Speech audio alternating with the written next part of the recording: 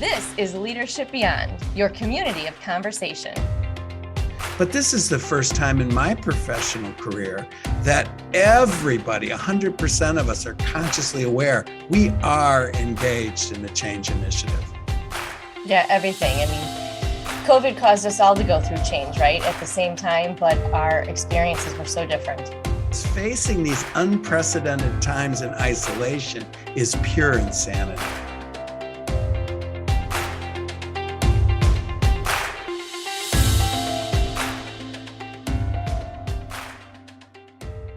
Joining us today is Dan Adams. Dan has over 20 years experience in learning and development. And we're taking a little bit of different approach in this conversation. We're taking a case study approach to talk about how to use predictive index to align business strategy and people strategy.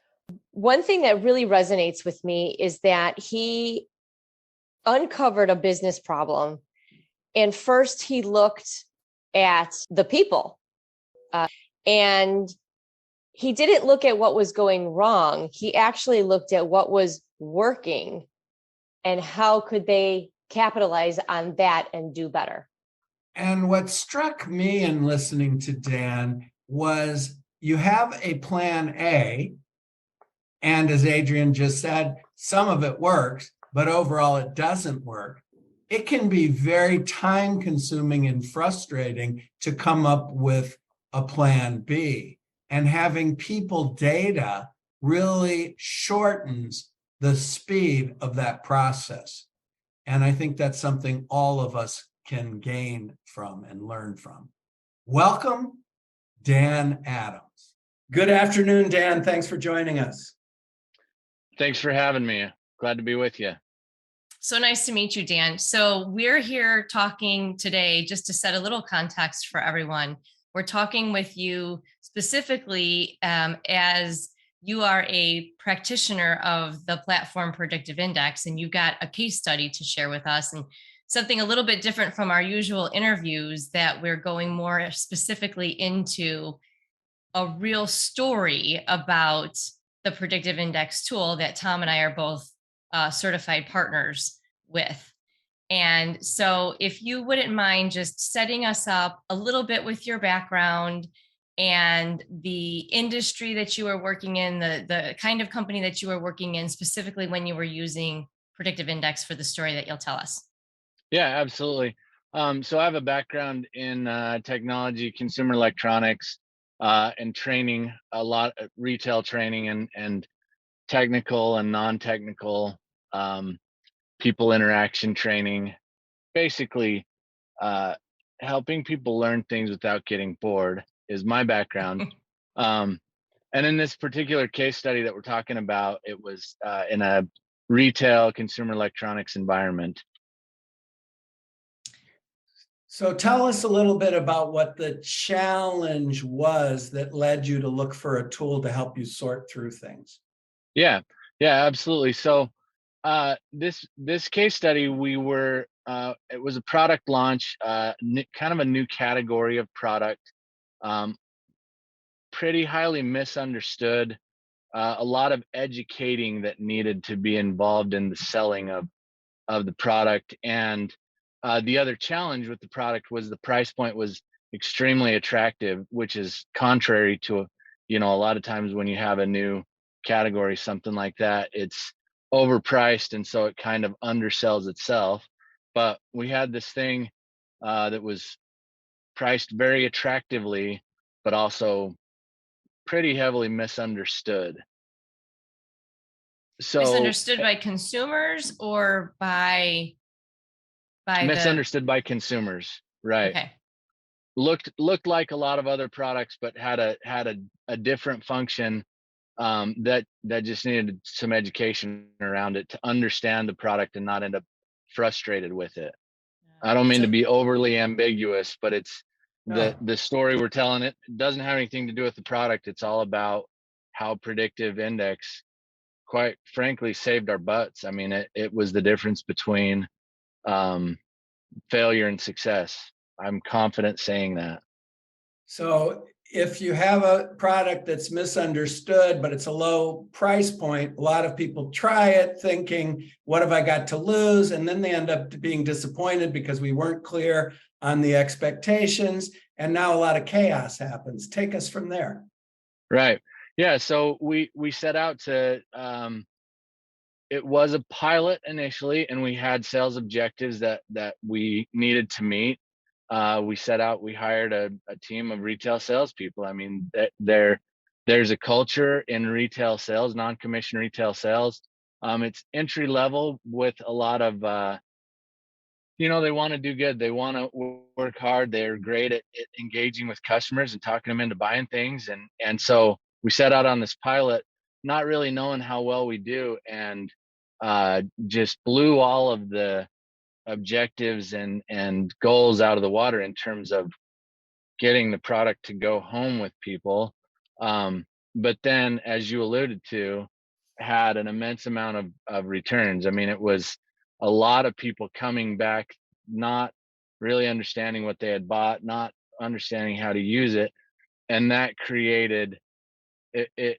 I mean, it was like scope creep of like, okay, we hit the mark, good, but but wait, our retailer was pretty concerned with the return rates, right? Because they can't unbuy those products from the manufacturer. They can't.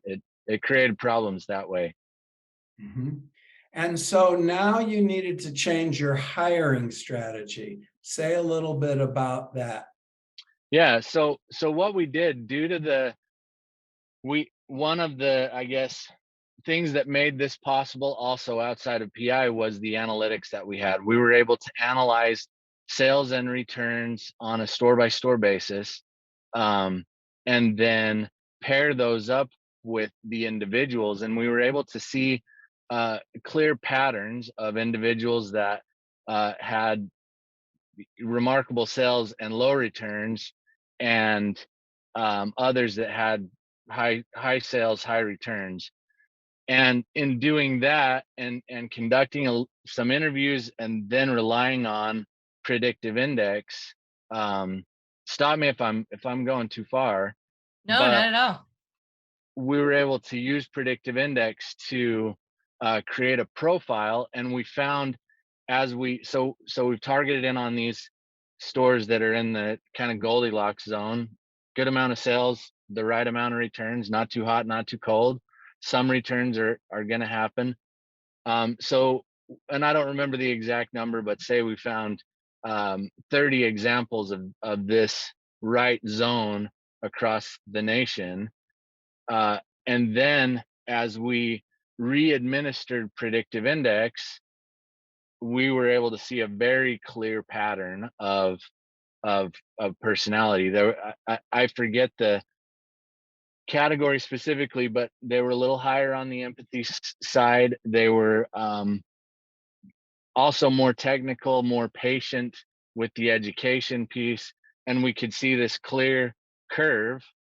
Hmm. And that gave us exactly what we needed when we then converted from pilot to full blown launch, so that we hired the the right individuals to fill additional, fill the additional demand as we converted from a pilot to a full scale launch. What do you think would have happened if all the analysis work that you had done, you had data based on the sales versus returns, very specific data. You were able to unpack via interview. How are those Goldilocks salespeople? How are you approaching this particular sale?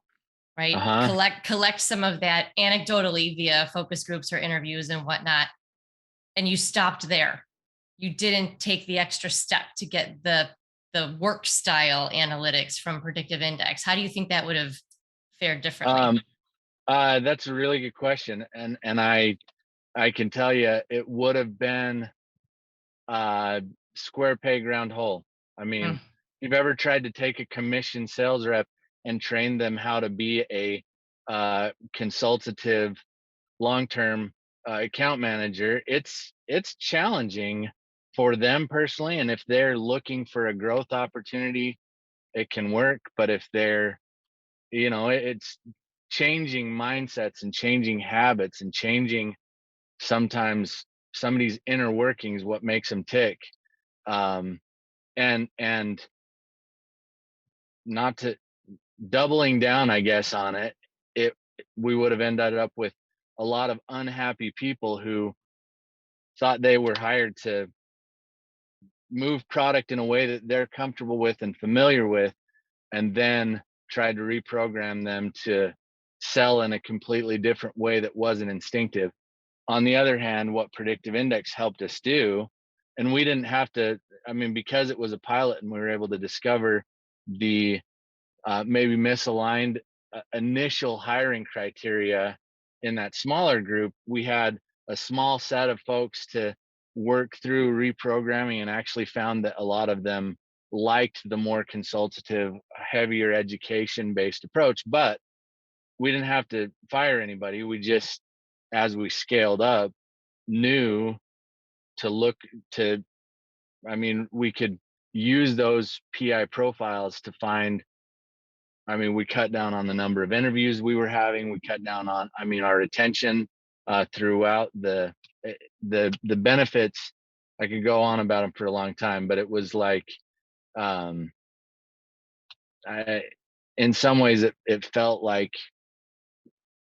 almost cheating. I don't like to say cheating, but it was like, oh wow, we know exactly who we need to hire, and we have a really great, easy to use mechanism to find them. Yeah, And we so the hire. data, it isn't cheating. The data gives you an advantage and a speed to what you used to do intuitively, and probably well because you're successful. Now you have a benchmark.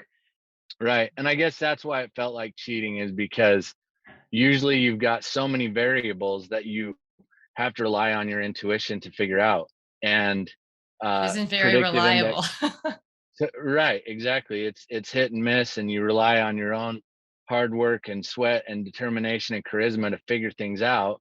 And But if you intuition, could, which right, if you could everybody, eliminate one or two of those variables, which is exactly what Predictive Index did, it changed it from something to sweat about to something that, everyone involved, our confidence went through the roof, because we knew we had the right product, the right people. They were happy selling the way that we were. I mean, we ended up developing a long-term sales model, that was just a slightly different approach, and it all clicked because we identified the right people and their kind of instinctive traits using Predictive Index. I'd like you to go a little bit deeper on one thing that you said clearly, but it's worth revisiting. And that is that you had to hire a high volume of people quickly. And so you needed to have this filtration system. But then you went on to say that there were people already there. And you also own that on the first run, when you sold a ton, but you had those returns, there was no clear expectation that they were being evaluated on returns. So they naturally sold as many as they could.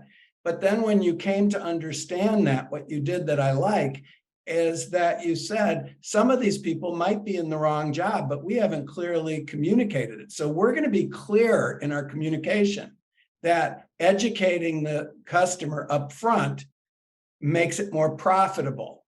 If you're just Right. looking at the number of transactions, it's a waste of time. If I can get you to walk away, I'll get you to walk away.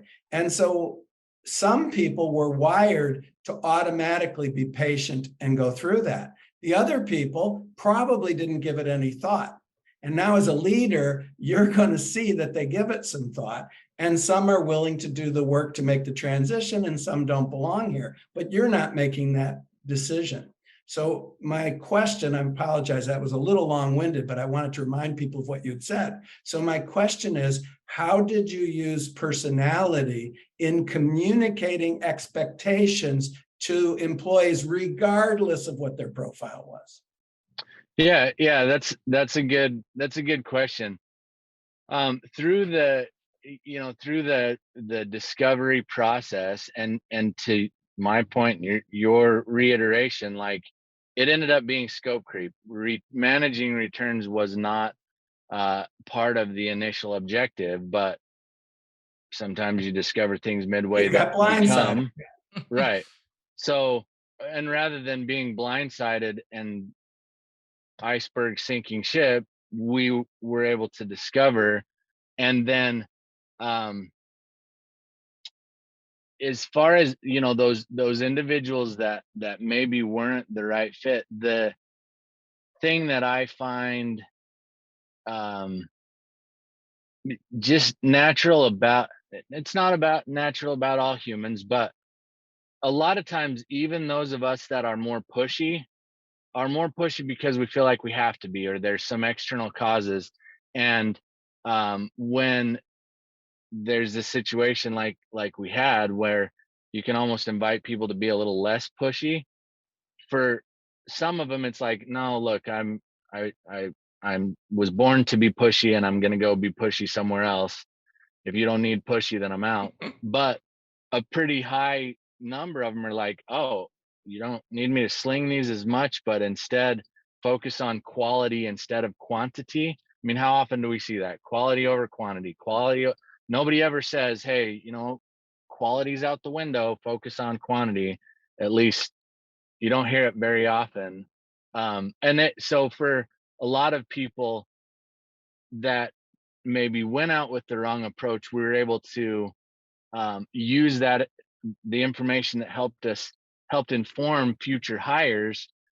We were able to use that also to look back at prior hires and say, here's a better way, here's a better approach, here's a method that you can adopt confidently, and know that even though you may not be selling as much product, if you adopt these strategies, you'll see lower returns and thereby accomplish your objective.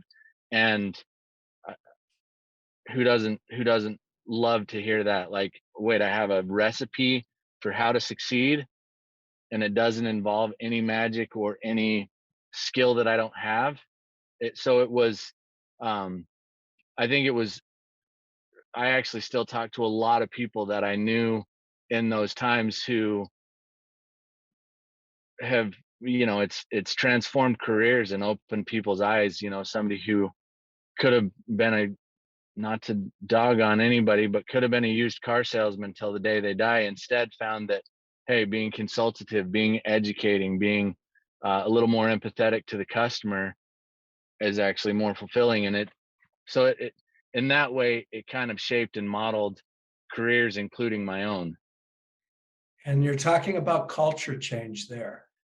And you're Yeah, talking about culture change, not just because Dan thinks it should be that way, but because we did research and we found if we are that way, it'll result in profitability and more opportunity, even though in the short run, it seems like the opposite. That's powerful. yeah.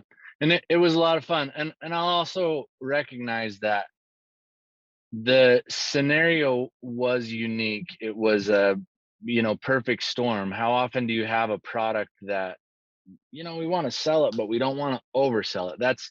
I recognize that not everybody has that luxury. Sometimes you just need to move boxes in order to be successful, right? But I think what's not unique is it doesn't matter how many boxes you move. If 80% of them come back, um, then you have a lot of wasted effort, and um, you're starting to get into a PR nightmare and other problems around the product because of how many people end up with a bad experience. Mhm. Yeah, and that's the one side of it. When I think about those sales employees who, I mean, unless their own performance metrics were gauged by number of returns, what do they care, right? I mean, it doesn't affect Right. their way of working necessarily. It doesn't affect them personally. Oh, the returns came back, and so that's a ding on my record, so to speak. But to be able to match them so well to their style of being, how they prefer to show up, with the way that you needed a salesperson to show up for that particular product. Yeah. That's like a unicorn. It's finding that perfect match. And yet it's not a unicorn, because you did it with analytics and with science. And so it's something that is actually repeatable. Right. It's a model that can be repeated across industries, products, different kinds of roles and positions. Yeah.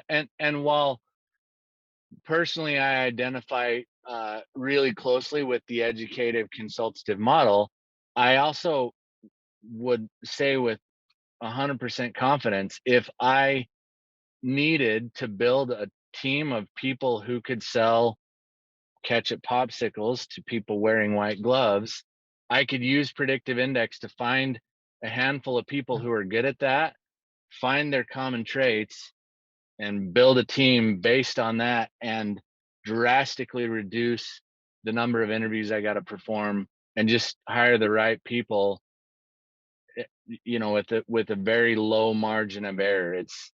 It's I'm